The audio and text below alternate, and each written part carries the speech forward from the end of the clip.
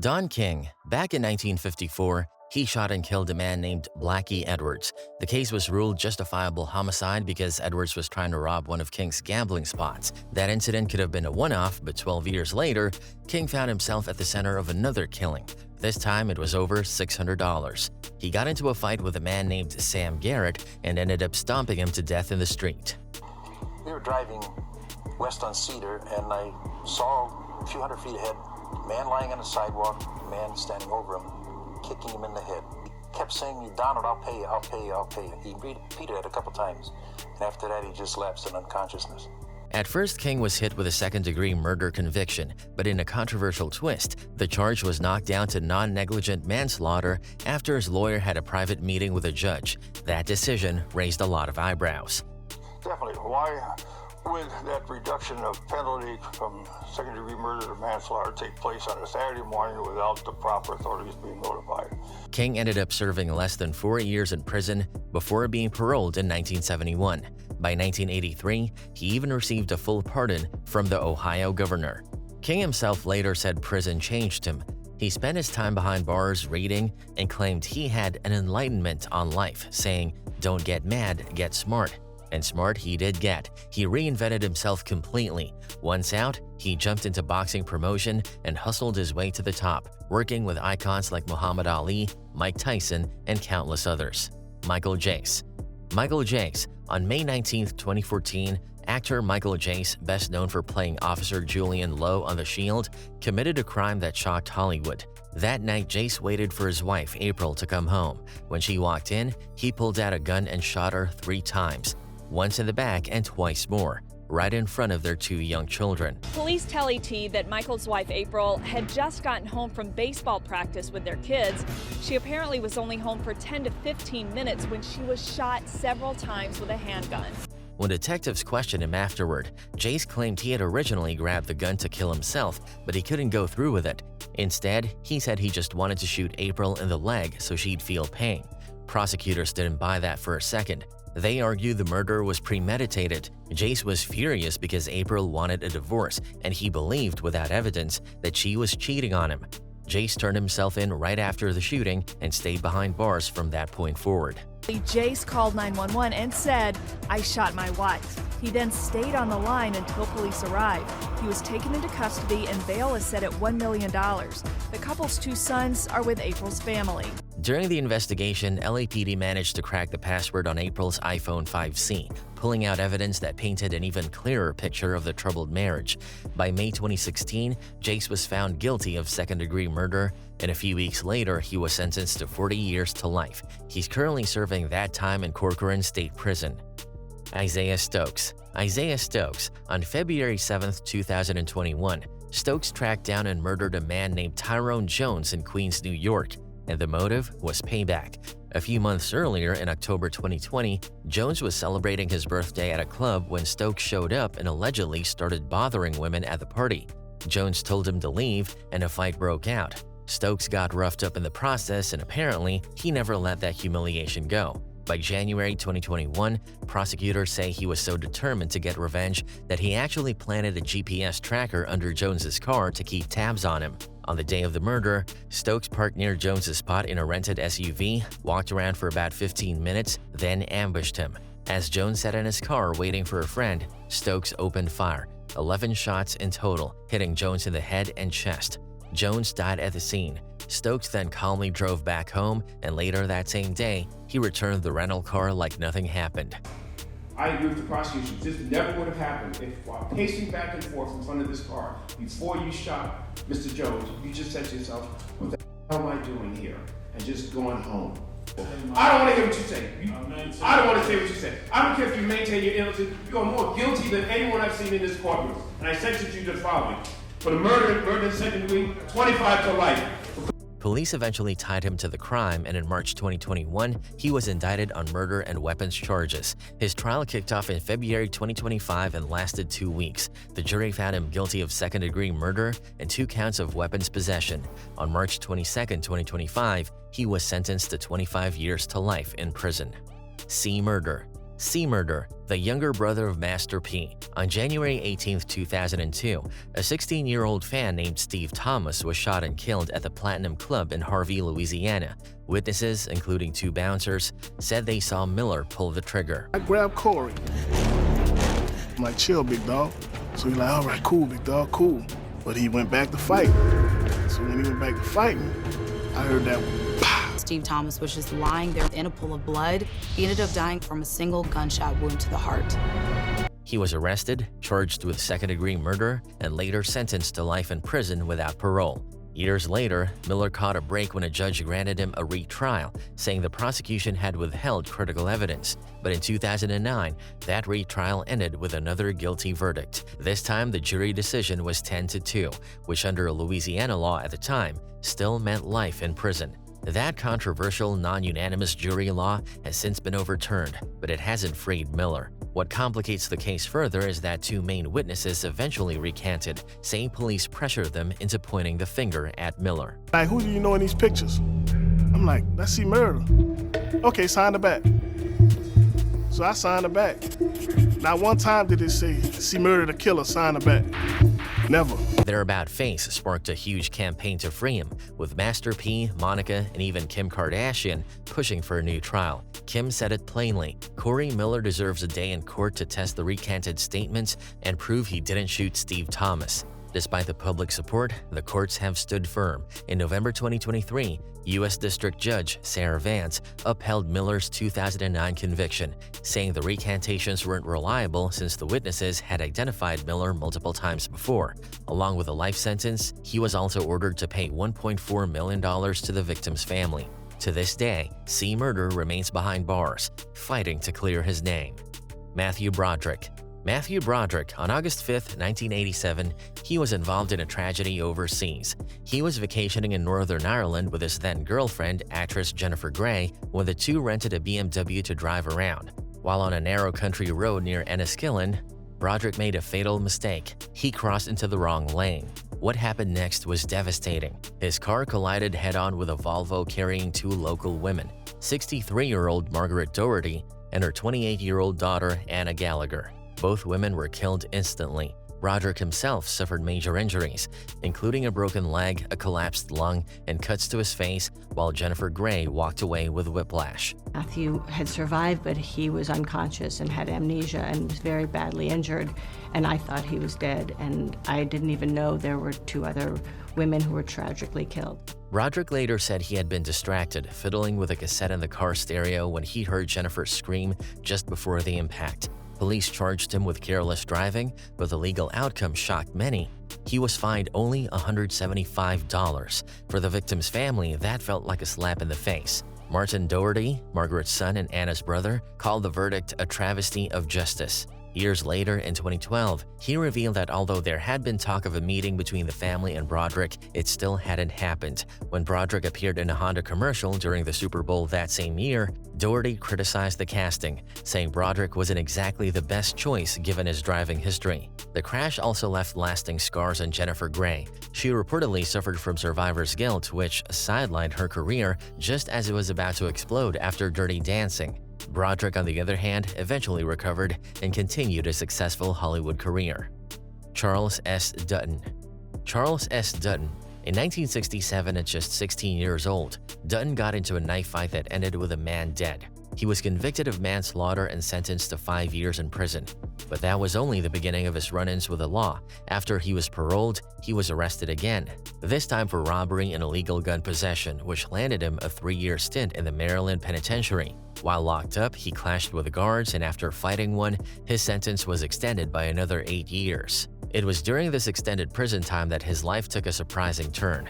Dutton refused to clean toilets while in solitary confinement and was punished with 6 days alone in a cell. To pass the time, he picked up a book of plays, and that single choice changed everything. He fell in love with acting and storytelling. Determined to turn things around, Dutton got his GED, started a drama group inside prison, and even completed a 2-year college program before he was released in 1976. He later went on to college, graduated in 1978, and just 5 years after that, he earned a master's degree from the prestigious Yale School of Drama. I went to college in prison. I got an associate arts degree, a 2-year degree in prison while I was in the penitentiary.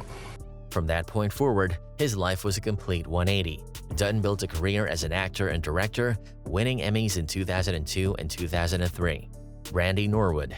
Brandy Norwood. On December 30th, 2006, she was driving her Land Rover on the 405 freeway in Los Angeles when tragedy struck. Traffic slowed up ahead, and Brandy failed to hit the brakes in time. Her SUV slammed into the back of a Toyota driven by Awatef Abudihaj, a 38-year-old mother of two. The crash set off a chain reaction. Abudihaj's Toyota hit another car, swerved into the median, and was then struck by a Dodge Charger. Sadly, Abudihaj didn't survive. Brandy wasn't arrested, and prosecutors chose not to file criminal charges. They determined that while the crash was tragic, it wasn't caused by gross negligence or criminal intent. Still, the event left Brandy devastated. She later admitted she didn't leave her house for 3 months. She leaned heavily on her family, her faith, and music to get through it. She even stepped away from opportunities like declining to return to America's Got Talent for its second season. Almost 2 years to the day that you were involved in that accident that killed a young mother. Yes. You talked about that, and I remember you saying that you were so devastated that you didn't leave the house for 3 months. I did. Civil lawsuits followed, with Abudihaj's family suing Brandy. The cases were eventually settled out of court for undisclosed amounts. Brandy has said that music saved the day during her recovery, helping her heal emotionally. She's since continued her career, but that night in 2006 remains one of the darkest chapters of her life. Jayson Williams. Jayson Williams. On Valentine's Day 2002, Williams was at his New Jersey estate with friends when tragedy struck. He and his limo driver, Kostas Gus Christofi, had been drinking champagne. At some point, Williams pulled out a shotgun, supposedly for some celebratory gunfire, but the gun went off accidentally, killing Christofi instantly. Instead of calling police right away, Williams panicked. He and others at the scene tried to make it look like Christofi had shot himself, which only made things worse once investigators started digging. Witnesses said the former Nets player was showing off a shotgun in his bedroom when he snapped the weapon shut and it fired, killing limousine driver Kostas Christofi. Witnesses then testified that Williams put the gun in the dead man's hands. In 2004, Williams was charged with aggravated manslaughter, reckless manslaughter, and evidence tampering. The trial was messy. He was acquitted of the most serious charges, and the jury couldn't agree on reckless manslaughter. But he was convicted of covering up the shooting. In 2010, he pled guilty to aggravated assault as part of a deal, and the manslaughter charge was dropped. He was sentenced to 27 months in prison, plus 3 years probation and community service. Do you admit that your handling of the gun was reckless conduct? Yes. Were Mr. Christofi's injuries caused by your reckless handling of the shotgun? Yes. And did those injuries cause Mr. Christofi's death? Yes. That wasn't the end of his troubles. In January 2010, he was also arrested for drunk driving after crashing his car, which earned him another year at Rikers Island. Though he served only 8 months, by 2012, he was released for good. Since then, Williams has spoken openly about his remorse and worked to rebuild his life. He wrote a memoir and started Rebound on the Road, a rehabilitation program in Nassau County that helps ex-prisoners earn their commercial driver's licenses. The program also focuses on mental health and life skills, not just trucking. It's been so successful that the county gave it $1 million in funding, then added another $300,000. Williams has said he doesn't care about points or basketball glory anymore. His mission is now to help others avoid the mistakes he made. Snoop Dogg. Snoop Dogg. Back in August 1993, he and his bodyguard McKinley Lee were charged with murder after a man named Philip Walter Merriam was shot and killed. The shooting went down from Snoop's vehicle, and prosecutors were ready to make an example out of him, but the defense insisted this wasn't some cold-blooded hit, it was self-defense. They argue that Walter Merriam, who was tied to gang activity, had been stalking and threatening them for a while. Snoop had gotten into an altercation verbally with this kid, Philip Walter Merriam, and so they had been arguing a few different times, and I think it was a little gang taunting going back and forth. He had a gun and, he was going for it. And my bodyguard reacted, like he was supposed to do. Snoop's bodyguard shot and killed Philip Walter Merriam. Meanwhile, as this trial was hanging over his head, Death Row Records decided to lean into the controversy. Snoop's debut album Doggy Style dropped with a single and a video, Murder Was the Case, a song where he rapped about killing in self-defense and then being convicted anyway. I took him because I knew one thing. For me to make this dude the most hottest artist in the world, people gotta see him. At the same time, it's his job to be an artist and promote this stuff. And then when they come to arrest him, It's my job to get him out of there. Snoop and Lee called in the big guns, hiring superstar lawyer Johnny Cochran, who not long after would become famous as part of O.J. Simpson's defense team. The trial dragged on for about 4 months, and in the end, both Snoop and Lee were acquitted. The jury believed the self-defense angle, and Cochran also poked holes in the LAPD's evidence handling, which reminded the public of the department's shady track record. Years later, Suge Knight would claim he spent $6 million cleaning up the case, paying off blackmail threats, and even getting rid of a supposed incriminating tape. Then in 2021, 28 years after it all went down, Snoop Dogg's murder case was officially sealed. And today, he's not just a rap icon, he's a businessman, actor, TV personality, and one of the most recognizable faces in pop culture. Caitlyn Jenner. Caitlyn Jenner. In 2015, she was driving her Cadillac Escalade on the Pacific Coast Highway in Malibu.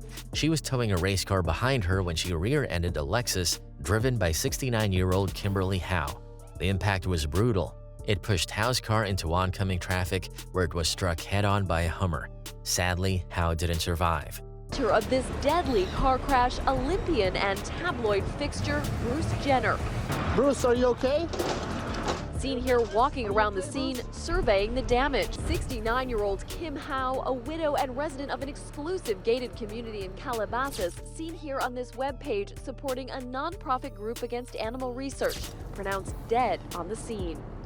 Now the world immediately pounced, and the media swarmed with speculation. But after investigators reviewed surveillance footage, phone records, and toxicology reports, they cleared her. No texting, no drinking, and no intent. The DA's office said it wasn't gross negligence, it was a tragic accident, but not a crime. Still, Jenner couldn't escape the public spotlight. The victim's family filed a civil lawsuit, and Jenner ended up settling, reportedly paying close to $800,000 to the Wolf-Malisi family who were in the Hummer.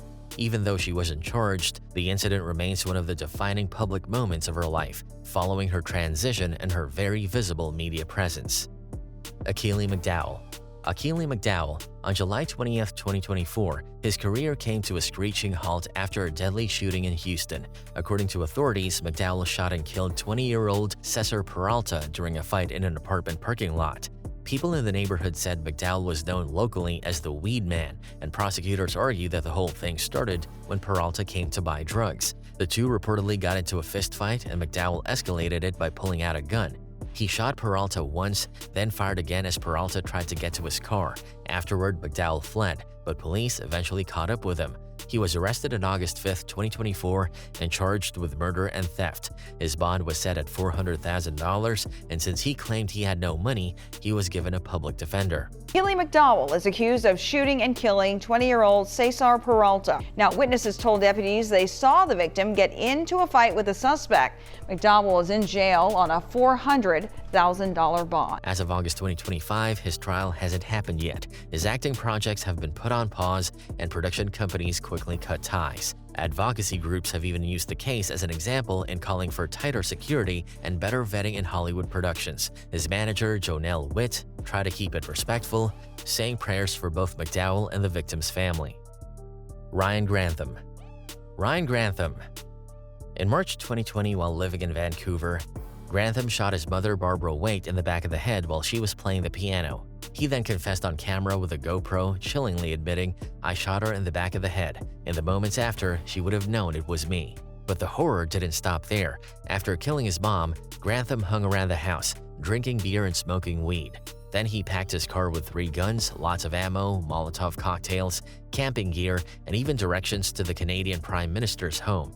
He had his plans to assassinate Justin Trudeau. At one point, he also considered carrying out a mass shooting at a university or even a bridge. This adorable child star is facing serious allegations. Hi, I'm Ryan Grantham. Now, he's just pled guilty to shooting his own mother in British Columbia. And he also allegedly had plans to assassinate Canadian Prime Minister Justin Trudeau. Luckily, he changed his mind and eventually turned himself in at a Vancouver police station, admitting to killing his mother. At trial, his defense argued that he was spiraling from severe depression and anxiety, and he had been watching violent dark web content in the weeks before the murder. The judge acknowledged his mental health issues, but still sentenced him in September 2022 to life in prison with no chance of parole for 14 years. His lawyers say he's been improving in a prison mental health program, but his sister, Lisa Grantham, was left devastated. She found their mother's body and said she'll never feel safe with him out in the world. O.J. Simpson. O.J. Simpson. On June 12, 1994, Nicole Brown Simpson, O.J.'s ex-wife, and her friend Ron Goldman were brutally stabbed outside Nicole's Brentwood condo in Los Angeles. Goldman had just been returning sunglasses to Nicole when he ended up in the middle of a crime scene that would become infamous. The weapon was never found, but suspicion immediately fell on O.J. Days later, after charges were filed, O.J. was supposed to turn himself in. Instead, on June 17, 1994, the world witnessed that surreal slow-speed chase. O.J. in the back of a white Ford Bronco, his friend Al Cowlings at the wheel, the LAPD trailing behind, and helicopters filming it all live. O.J. was allegedly holding a pistol and threatening as they crept down the freeway. The white Bronco is spotted. At the wheel, O.J.'s best friend and former teammate, Al Cowlings. Did you see him? Yeah, we believe so. And we looked at him, you know? He finally surrendered at his Brentwood home, and by then, the trial of the century was set in motion. The trial ran from January 24 to October 3, 1995, and it was everywhere. Judge Lance Ito presided, while prosecutors Marshall Clark and Christopher Dutton laid out their case. O.J. had a long history of domestic violence against Nicole, and this murder was the tragic culmination of it. They presented heavy DNA evidence, blood from O.J. at the crime scene, Nicole and Ron's blood in O.J.'s Bronco and on his socks at home, plus hair and clothing fibers tying him directly to the murders. On top of that, there were shoe prints from rare Bruno Magli shoes, size 12, the exact size O.J. wore. But then came the defense. Robert Shapiro started things off, but Johnny Cochran eventually took the lead. Their strategy wasn't to prove O.J. innocent so much as to convince the jury that the evidence couldn't be trusted. They hammered the LAPD for sloppy work, contamination, and even outright racism. Detective Mark Furman, who was accused of planning the infamous Bloody Glove, became the centerpiece of their argument. And then came Cochran's now legendary line, "If it doesn't fit, you must acquit." It's still O.J. Simpson. It's no disguise. It's no disguise. It makes no sense. It doesn't fit. If it doesn't fit, you must acquit. After 8 months of testimony and only 4 hours of jury deliberation, O.J. was acquitted on October 3, 1995. The verdict sparked one of the most decisive reactions in American history. But the story didn't end there. Nicole and Ron's families filed a civil wrongful death lawsuit in 1996. This trial was very different. No cameras and a whole lot more evidence was allowed in. Nicole's diary entries detailing abuse came in, and photographs surfaced of O.J. wearing those Bruno Magli shoes he swore he never owned. In 1997, the jury unanimously found O.J. liable for both deaths. He was ordered to pay $33.5 million in damages. And as of July 2024, Fred Goldman, Ron's father, claimed O.J. actually owed $117 million, thanks to interest piling up. The Goldman family has spent decades chasing down his assets, from auctioning his Heisman Trophy to grabbing book rights. Speaking of books, in 2006, O.J. agreed to release If I Did It, a so-called hypothetical confession. Public outrage was so intense the original publisher backed out, and the rights ended up in the Goldman family's hands. They released it anyway, tweaking the cover so the "if" was barely visible, making it look like I Did It, the confessions of the killer. O.J.'s story came to a close on April 10, 2024, when he passed away at 76 from prostate cancer. His death brought mixed reactions. Fans mourned the football legend, critics remembered him as a murderer who beat the system. His estate is still tied up in debt and lawsuits, and his ashes were reportedly cremated and given to his children, with some even talking about turning them into jewelry. Robert Blake. Robert Blake. On May 4th of 2001, Blake and his wife Bonnie Lee Bakley went out to dinner at Vitello's, his favorite Italian spot in Studio City. Their marriage was messy. Blake said he only married Bakley for the sake of their daughter, Rose, and even called it a mistake. After dinner, Blake walked Bakley to his parked Dodge Stealth. He claimed he realized he left his handgun back inside the restaurant and went back to get it, but when he returned, he said he found Bakley shot twice in the head in the car. A busboy later testified that no gun was left behind in the restaurant, throwing suspicion on Blake's story. They had walked down the street. She had gotten in the car. Then Blake realized he'd forgotten something in the restaurant, his gun. So he left his wife in the car and went back to Vitello's to pick up his handgun.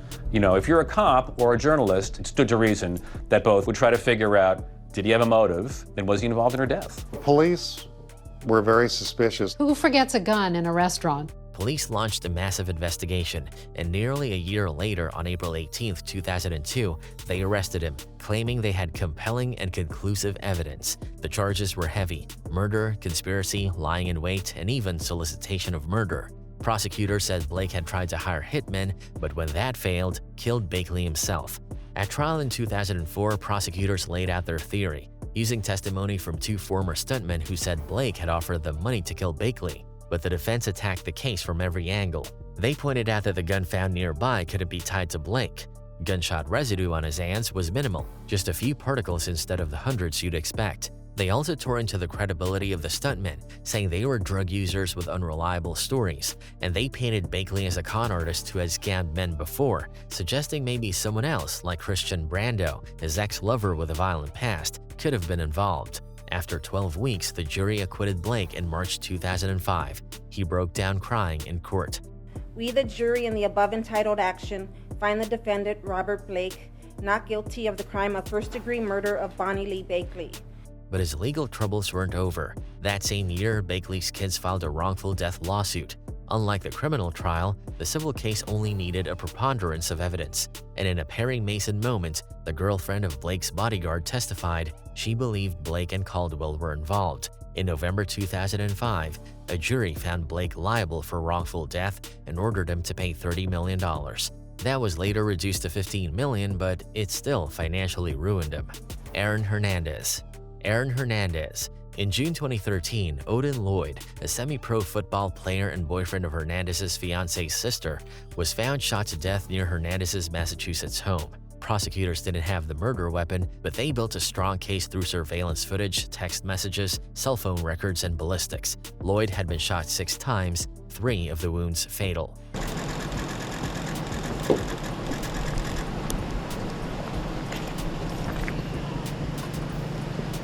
The trial was brutal. Hernandez's lawyers argued police bungled the investigation and only went after him because he was famous. But the circumstantial evidence added up, and in April 2015, Hernandez was convicted of first-degree murder. He was sentenced to life without parole. Not guilty, guilty of murder in the first degree, or guilty of murder in the second degree.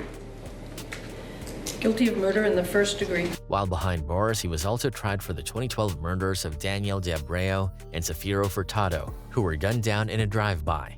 In 2017, he was acquitted of those killings, but just 5 days later, Hernandez was found dead in his prison cell, having taken his own life. He was only 27 years old.